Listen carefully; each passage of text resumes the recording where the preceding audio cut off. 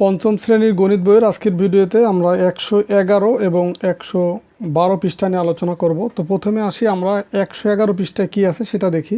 তো 111 পৃষ্ঠায় প্রথম যে অঙ্কটা দেওয়া আছে যে নিচে 5 জন শিক্ষার্থীর উচ্চতা দেওয়া আছে, আমরা কিভাবে সহজে গড় উচ্চতা বের করতে পারি। তো এখানে দেখো 5 জন শিক্ষার্থী বলতে যে লিমা, তুষার, শিউলি, সবুজ, কনক, এই 5 জনের উচ্চতা সেন্টিমিটারে দেওয়া আছে কত? 145, 149, 133, 152, 142।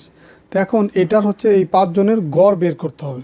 তো গড় বের করার জন্য যেটা করতে হবে যে লিখবো যে উচ্চতাগুলোর গড় হলো এই যে 5 জনের যে গড়, এই 5টা মান তোমাকে একসাথে যোগ করতে হবে। এই যে 145, 49, 33, 52, 142, 5টা যোগ করব। এখন যেহেতু এই 5 জনের গড় বের করব, এই কারণে এই 5টা সংখ্যা বা 5টা মান বা 5 জনের উচ্চতা যোগ করে একে 5 দিয়ে ভাগ করব। 5 দিয়ে কেন ভাগ করব? যেহেতু এখানে 5 জন শিক্ষার্থী, কয়জন? 5 জন, এই কারণে 5 দিয়ে ভাগ করব। তাহলে এই যে 5 জন, এটা যদি আমরা যোগ করি, দেখো এখানে একবারে মানটা বসাই দিছে, কিন্তু এটা আসবে কিভাবে সেটা দেখো। যে 2 2 4, 4 আর 3 হচ্ছে 7, 7 আর 9 হচ্ছে 16, 16 আর 5 হচ্ছে 21। তাহলে এই 5 জন যোগ করলে কত হয়? প্রথমে হচ্ছে 21-এর 1, হাতে আমার 2, 2 আর 4 6, 6 আর 5 11, 11 আর 3 হচ্ছে 14, 14 আর 4 18, 18 আর 4 হচ্ছে 22, 22-এর 2, হাতে আমার 2, 2 আর 1 3, 4, 5, 6, 7, এই 721 পাচ্ছি 7 জনের এই উচ্চতা যোগ করে। এখন এটাকে ভাগ করব কত দিয়ে? 5 দিয়ে। তাহলে এই ভাগটা তোমাদেরকে আমি পাশে দেখাই দিচ্ছি যে আমরা এই 5 দিয়ে ভাগ করব কাকে? 5 দিয়ে ভাগ করব 721। এই যে এখানে যে 5 জনের যে উচ্চতা যোগ করে যে মানটা পেলাম। তো এখন এটাকে যদি ভাগ করি, দেখো এই 5 7-এর ভিতরে যায় হচ্ছে একবার, তো 5 ওকে 5, 7 থেকে 5 বিয়োগ করলে 2, এখান থেকে 2 নামাইলে 22, 22-এর ভিতরে এই 5 যায় হচ্ছে 4 বার, 4 5 20, বিয়োগ করলে এখানে পাবো 2, আর এই যে 1 আছে সেই 1 এখানে যদি নামাই, এখন হয়ে গেল 21, তো 21-এর ভিতরে 5 আবার যাবে 4 বার, 4 5 20, বিয়োগ করলে থাকবে 1। এখন এই 1 হচ্ছে এখানে কিন্তু আর কোনো অঙ্ক নাই নামানোর জন্য, তো এই কারণে এইখানে একটা দশমিক দিব, আর এই দশমিকের পরিবর্তে এইখানে দেব একটা শূন্য। যখন এখানে অঙ্ক শেষ হয়ে যাবে আর অঙ্ক থাকবে না, কিন্তু নিচেও ভাগশেষ থেকে যাবে, তো তখন আমাদের ভাগ করতে হলে এখানে দশমিক দিয়ে এখানে একটা শূন্য দিতে হবে। এখন শূন্য দিলে হয়ে গেল কত? 10, 10-এর ভিতরে এই 5 যায় কতবার? 2 বার, 5 দুগুণি 10, মিলে গেল, দেখো শূন্য। তাহলে আমরা ভাগফল কত পেলাম? 144 পয়েন্ট বা 144.2। এইখানে দেখো যে 144.2 সেন্টিমিটার, এটাই বসাইছে, কিন্তু এইখানে এই বিস্তারিতটা আমি দেখাই দিলাম যে এই মানটা আসলে কিভাবে আসলো। তাহলে আমরা কি অন্য কোনো সহজ পদ্ধতি গড় নির্ণয় করতে? এটাই হচ্ছে গড় নির্ণয় করার অ্যাকচুয়াল পদ্ধতি বা সবচেয়ে সহজ পদ্ধতি হচ্ছে এইটা। তবে এছাড়াও আরও ভিন্ন ভিন্ন নিয়মে গড় বের করা যায়। এখন ভিন্ন কি নিয়মে গড় বের করা যায় সেটা দেখো। তো এখানে দেখো একটা নিয়ম দেখাচ্ছি, এটার ক্ষেত্রে বেশ কিছু লেখা লিখতে হয়, তো এই কারণে এই প্রথম যেটা দেখালাম এটাই হচ্ছে আদর্শ পদ্ধতি বা সহজ পদ্ধতি। তারপরে আমরা বাকিগুলো শিখে রাখবো। এখানে যেমন দেখো দেয়া আছে যে যেহেতু প্রত্যেকের উচ্চতার মান 130 সেন্টিমিটার থেকে বড়, দেখো এইখানে যে 5 জনের যে উচ্চতা দেওয়া আছে 145, 49, 133, 52, 142, তো এখানে সবচেয়ে ছোট মান হচ্ছে কত? 133। তো এটার কাছাকাছি একটা স্ট্যান্ডার্ড ভ্যালু এখানে ধরছে যে 130, যেখান থেকে বিয়োগ করা সহজ হবে, এই কারণে এখানে ধরছে যেহেতু প্রত্যেকের উচ্চতার মান 130 সেন্টিমিটার থেকে বড়, তাই আমি 130 সেন্টিমিটার থেকে পার্থক্য নির্ণয় করেছি। পার্থক্যর ক্ষেত্রে মানের পার্থক্যগুলো হলো, প্রথম যে মান সেটা ছিল কত? 45, এই দেখো 145, তো 105 প্রথমটা থেকে পার্থক্য কত? তাহলে এই এখানে যদি আমি 130 যেহেতু ধরছি, 130 থেকে সবগুলো মানকে আমি বিয়োগ করব, মানে এখানে যতগুলি মান আছে সবগুলোকে থেকে 130 বিয়োগ করব। তাহলে 145 থেকে 130 বিয়োগ করলে 15, 49 থেকে 30 বিয়োগ করলে 19, তো এইভাবে 3 সেন্টিমিটার, 22 সেন্টিমিটার, 12 সেন্টিমিটার পেলাম। তো তারপর মানগুলোর গড় নির্ণয় করেছি। এখন দেখো এই মানগুলো ছোট হয়ে গেল, তো এখন আমরা এই 5টা সংখ্যা যোগ করে 5 দিয়ে ভাগ করি, এখানে পাচ্ছি 14.2 সেন্টিমিটার। তো পরিশেষে এই যে 130 সেন্টিমিটারের উপরের মানগুলো আমরা শুধু যোগ করছি, সেক্ষেত্রে 130 সেন্টিমিটার আগেই কিন্তু রয়ে গেছে, এই কারণে এই 14.2 যেটা, সেটা আমরা 130-এর সঙ্গে এই 14.2 যোগ করেছি। সুতরাং 130 যোগ 14.2 সমান কত? 144.2। সে আগের একই উত্তর আসছে, কিন্তু এখানে করার নিয়মটা একটু ভিন্ন। তবে আমার কাছে আগের নিয়মটাই সহজ মনে হয়েছে, যে এখানে দেখো লেখা কম, উচ্চতাগুলোর গড় একবারে 5টা সংখ্যা যোগ করে 5 দিয়ে ভাগ করে দিছি। যদিও এখানে সংখ্যাগুলো বড়, কিন্তু একবারে হয়ে গেছে। আর এইখানে দেখো এই সংখ্যাগুলো ছোট বানানোর জন্য প্রথমে কিন্তু একটা মান ধরে সেটা থেকে বিয়োগ করতে হয়েছে। তো যাই হোক, তোমাদের কাছে যদি এটা ভালো লাগে এটাও দিতে পারো, সমস্যা নাই। এরপরে দেখো আরেকটা নিয়ম আবার বলছে যে এইখানে সর্বনিম্ন মান হচ্ছে 130। এই কারণে 130 থেকে এই সবগুলোর পার্থক্য বের করছে। যেমন 145 থেকে যদি 133 বিয়োগ করে এখানে 12 পাবো, বা তারপর একটা 16 পাবো। এভাবে সর্বনিম্ন মান থেকে তোমার সর্বোচ্চ মান বা অন্যান্য যে মান ছিল সবগুলাই বিয়োগ করে আমরা এই যে সংখ্যাগুলো পাইলাম সেগুলোকে যোগ করে 5 দিয়ে ভাগ করে এখানে পাইছি কত? 11.2। তবে আগেরটার মতো একই নিয়ম, আগে আমরা 130 ধরছিলাম, এই কারণে 130 যোগ করছিলাম। আর এখানে আমরা 133 ধরছি, 133 যেহেতু বিয়োগ করছি সবগুলো মান থেকে, এই কারণে এখানে যে মানটা পাইলাম সেটার সাথে 133 যোগ করব। তো 133 যোগ 11.2, সেই একই মান আসছে, গড় মান 144.2। তাহলে আমরা এইভাবেও কিন্তু গড় করতে পারি। গড় করার তিনটা নিয়ম আমরা এখানে দেখলাম। একটা হচ্ছে যা মান থাকবে সবগুলা যোগ করে টোটাল কয়টা সংখ্যা সেটা দিয়ে ভাগ করব, গড় হয়ে যাবে। দ্বিতীয় পদ্ধতি শিখলাম সর্বনিম্ন মান যেটা, সেটার কাছাকাছি একটা স্ট্যান্ডার্ড বা আদর্শ মান ধরছি, যেটা থেকে বিয়োগ করা সহজ। সেটা থেকে বিয়োগ করে যে মানগুলো পাইছি সেগুলো যোগ করে মানে মোট সংখ্যা দিয়ে ভাগ করছি, সেটা গড় পাইছি। আর তিন নম্বর যেটা শিখলাম, সবচেয়ে ছোট মান যেটা, সেটাকে বিয়োগ করছি। প্রত্যেকটা সংখ্যা থেকে বিয়োগ করার পরে যে মানগুলো পাইছি সেগুলো যোগ করছি, যোগ করে টোটাল সংখ্যা যেহেতু 5টা, 5 দিয়ে ভাগ করছি। তাহলে আমরা প্রথম 133 বা ছোট মান থেকে যেহেতু বিয়োগ করছি, সেই ছোট মান এবং নতুন যে গড় পাইছি সেটা আমরা যোগ করে এই সবগুলোর উচ্চতাগুলোর গড় হচ্ছে আমরা বের করছি। তো এটা একটা পদ্ধতি। তো আমরা 3টা পদ্ধতি শিখে রাখলাম, তোমাদের যেটা ভালো লাগে সেটা তোমরা দিতে পারো। তবে এখানে দেখো একটা বিষয় খেয়াল করেছো, গড়ের মান সবসময় মাঝের সংখ্যার কাছাকাছি হয়, মানে মাঝের সংখ্যা যেটা তার কাছাকাছি একটা মান হয় গড়ের মান।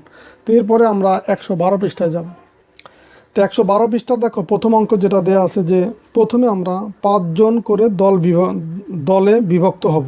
এরপর আমরা নিজেদের উচ্চতা পরিমাপ করে নিচের তালিকা পূরণ করব এবং নিজেদের দলের গড় উচ্চতা নির্ণয় করব। ধরো 5 জন তুমি তোমার ইচ্ছা মতো নাম দিলা, যেমন লিমন, রিমন, সোহেল, কামাল, জামাল। এই ধরো 5 জনের নাম দিলাম। এখন 5 জনের উচ্চতা আমি আমার মতো করে ধরে নিব। ধরলাম প্রথম জনের উচ্চতা হচ্ছে 145 সেন্টিমিটার, দ্বিতীয় জনের ধরলাম 150, তারপরে ধরলাম 155, তারপরের জন্য ধরলাম 147, 153। এই হচ্ছে আমরা ধরে নিলাম। এখন সবগুলো মান যদি আমরা যোগ করে এই টোটাল 5 দিয়ে ভাগ করলে আমরা গড় পেয়ে যাব। তো এখানে সর্বনিম্ন উচ্চতাগুলোর গড় হলো, এই সর্বনিম্ন মান এখানে কত আছে, সর্বনিম্ন মান এখানে আছে কত দেখো, এই 145। তো সর্বনিম্ন মান এখানে লিখবো যে 145। সর্বনিম্ন মান থেকে পার্থক্য, সর্বনিম্ন মান থেকে যদি আমরা পার্থক্য বের করি, তাহলে এই প্রথম আছে কত, 145।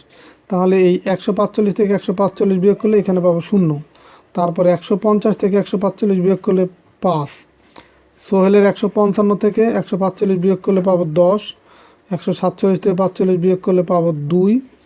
153 থেকে যদি আমরা 2 বিয়োগ করি, 145 বিয়োগ করি, তাহলে এখানে পাবো হচ্ছে 8। এই হচ্ছে আমরা 5টা সংখ্যা পেলাম এই সর্বনিম্ন মান থেকে বিয়োগ করে। এখন এই 5টা গড় বের করার জন্য এই 5টাকে আবার, যেহেতু সংখ্যা 5টা, 5 দিয়ে ভাগ করব। তাহলে দেখো এখানে যদি যোগ করি, 8 আর 2 10, 10 আর 10 20, 20 আর 5 হচ্ছে 25। এখানে পেলাম আমরা 25। 25কে যদি আবার এই 5 দিয়ে ভাগ করি, তাহলে 5 5 25, তার মানে এখানে কিন্তু আমরা 5 সেন্টিমিটার পাচ্ছি। তাহলে প্রকৃত গড় হবে কত, এই যে 145 সর্বনিম্ন মান, সেইটা তার সাথে যোগ করব এই 5, তাহলে কত হলো 50, এটা হচ্ছে তোমার গড় মান। আবার এটা হচ্ছে আমরা 3 নম্বরে যে নিয়মটা শিখছিলাম সেটা। আর যদি আমরা প্রথম যে নিয়মটা আগের পৃষ্ঠা শিখে আসি সেই নিয়ম অনুসারে করি, সেই ক্ষেত্রে যেটা করতে হবে, এই 5টা সংখ্যা এইগুলো যোগ করতে হবে। 150 যোগ 155 যোগ 147 যোগ হচ্ছে 153। এই 5টা সংখ্যা যোগ করে এটাকে আমরা ভাগ করব কত দিয়ে? 5 দিয়ে। তাহলে কিন্তু আমরা সেই একই 185 পাবো, এখানে 185 পাবো, কিন্তু এটার নিয়মটা আরও সহজ। এটার তুলনায় এত লেখালেখি নেই, গড় সমান এই সবগুলো সংখ্যা যোগ করে মোট সংখ্যা দিয়ে ভাগ করলাম। তাহলে এইভাবেও কিন্তু আমরা গড় বের করতে পারি। 2 নম্বর যে প্রশ্নটা দেখো, বাংলাদেশ ক্রিকেট দলের একদিনের আন্তর্জাতিক ম্যাচে বিভিন্ন সময়ে ভারত ও শ্রীলঙ্কার সঙ্গে করা দলীয় মোট রানের তালিকা নিচে দেওয়া হলো। যেমন ভারতের সাথে 5টা ম্যাচ খেলছে, 5টা ম্যাচের রান দেওয়া আছে, এখানে 5 রকম মান দেওয়া আছে। আবার শ্রীলঙ্কার সাথে 3টি ম্যাচ খেলছে, সেই 3টা রানের মানই যে এখানে দেওয়া আছে। তো এখন প্রশ্ন হচ্ছে যে এখন আমরা দুই দলের সঙ্গে বাংলাদেশ দলের দলীয় মোট রানের গড় নির্ণয় করতে চাই। এই দুই দলের সঙ্গে, দুই দল বলতে কি তোমার এই ভারত এবং তোমার শ্রীলঙ্কার সাথে যে বাংলাদেশের যে খেলা হয়েছে, সেই ভারত এবং শ্রীলঙ্কার সাথে বাংলাদেশের মোট রানের গড় নির্ণয় করতে বলছে। তো নিচে রাফির কৌশলটি দেখি এবং সে কি ভুল করেছে তা বের করি। তো এখন রাফি যে কৌশলে গড়টা বের করছে, ভারতের সঙ্গে 5টা ম্যাচ খেলছে, এই কারণে ভারতের দলীয় রানের গড় বের করার জন্য আলাদাভাবে বের করছে। এই ভারতের 5টা রান 5 ম্যাচের রান যোগ করছে, 5 দিয়ে ভাগ করছে, এখানে গড় পাইছে কত? 279.2 রান।